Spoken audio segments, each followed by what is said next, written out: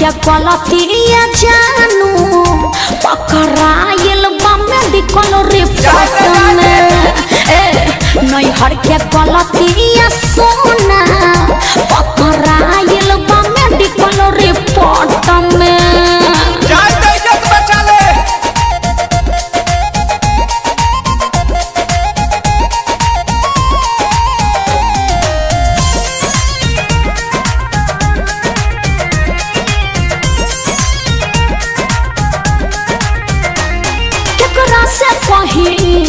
डर लागता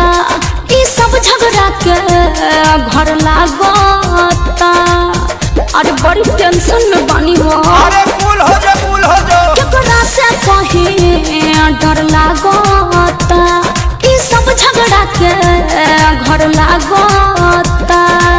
चलो कंप्लेन पहले पाती हाई कोर्ट में कैसे चलो कंप्लेन पहले पाती हाई कोर्ट में का ना नैहर के गलतिया जानू पकड़ाइल बा मेडिकल रिपोर्ट में हाँ नैहर के गलतिया सोना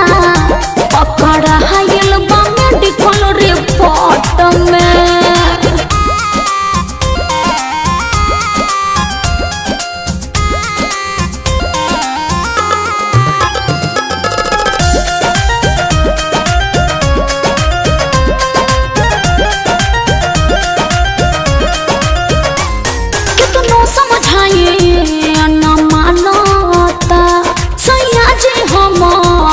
सब जानता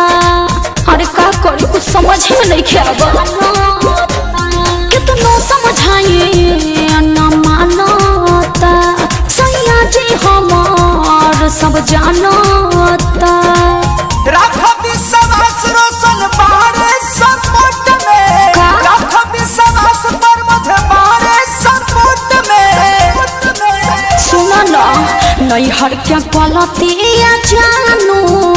पकड़ाइल बा मेडिकल रिपोर्ट में हाँ नैहर के गलतिया सोना पकड़ाइल बा मेडिकल रिपोर्ट में टेंशन में तू लगो तारू बिना रतिया जागो तारू इतना बेचैन तू तो रहलू न छोट में इतना बेचैन तू तो रहलू न छोट में